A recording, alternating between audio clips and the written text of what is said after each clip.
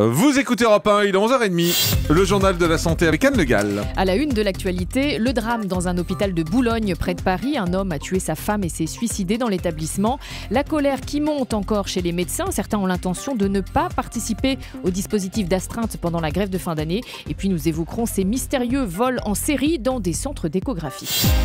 Mais tout d'abord, donc, ce drame à l'hôpital de Boulogne-Billancourt où un homme a tué son épouse et s'est suicidé.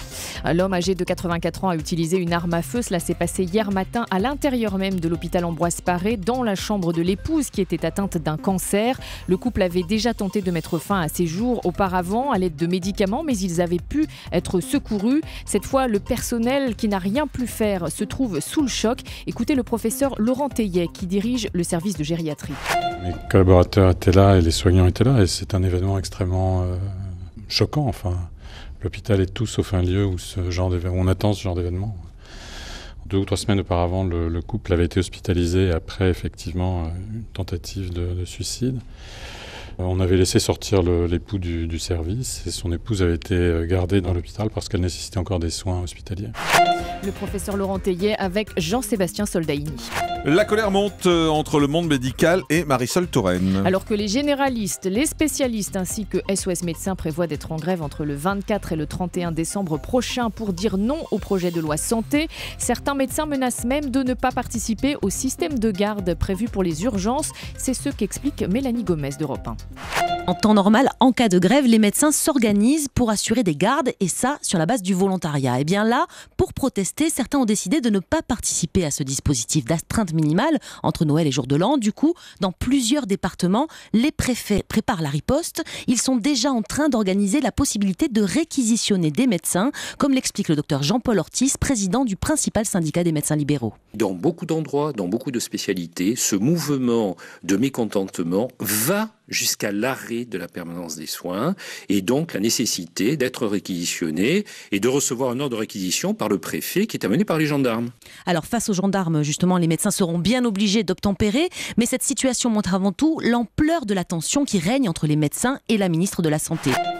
Près de 13 000 anciens écoliers d'Aulnay-sous-Bois en Seine-Saint-Denis sont invités à voir leur médecin. Ils ont été scolarisés entre 1938 et 1975 près d'une usine de broyage d'amiante. L'Agence régionale de santé d'Île-de-France veut les inviter à contacter leur médecin pour une surveillance pulmonaire. D'après les associations de victimes, une centaine de personnes seraient déjà mortes dans le quartier des suites de pathologies liées à l'amiante. Il s'agit d'une opération d'information d'ampleur inédite au niveau national. Des vols en série dans les cabinets d'échographie.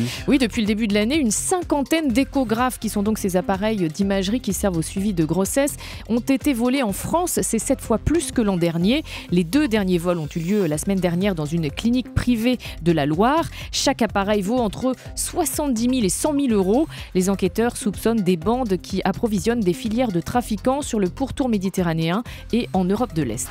En Australie, un bébé survit 5 jours dans un puits. Et ce sont des cyclistes alertés par des pleurs qui ont découvert ce nouveau-né dans un puits de drainage de plus de 2 mètres de profondeur. Le puits était refermé par un lourd couvercle en béton. Il a fallu plusieurs personnes pour le soulever. Le nouveau-né, un garçon, était enveloppé dans une couverture d'hôpital. Il souffrait de malnutrition, mais son état est actuellement stable. Sa mère, âgée de 30 ans, a été interpellée. Et puis le chiffre du jour, c'est 27. Les sèche-mains à air pulsé dispersent 27 fois plus de bactéries dans l'air que les essuie-mains Mais non, mais je crois que c'était propre. Eh ben non. Vous savez, donc les essuie-mains on met ses mains voilà, comme ça, on met ses mains à la verticale. Ouais.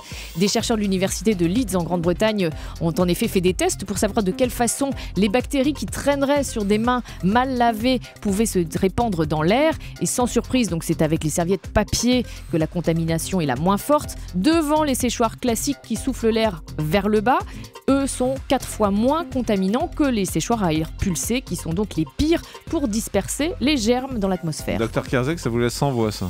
Non, ça me laisse pas sans voix, mais à l'hôpital, vous savez, on se sèche les mains avec une serviette papier, mais on coupe l'eau uniquement avec la serviette papier. C'est-à-dire, je me lave les mains, je laisse couler le robinet, je me sèche les mains et c'est avec le papier avant de le jeter que je ferme le robinet, sinon vous vous recontaminez. C'est juste un petit truc. Mais pourquoi vous ne fermez pas le robinet avant de vous sécher les mains? Parce que mes mains sont sales, j'ouvre le robinet, donc je contamine le robinet. Si je me lave les mains et que je ferme le robinet avec ma main, je vais me recontaminer. Donc c'est un petit truc, voilà, Martine parlera éviter de propager les virus de l'hiver, c'est un petit truc à utiliser cet hiver. Ils sont malins ces médecins.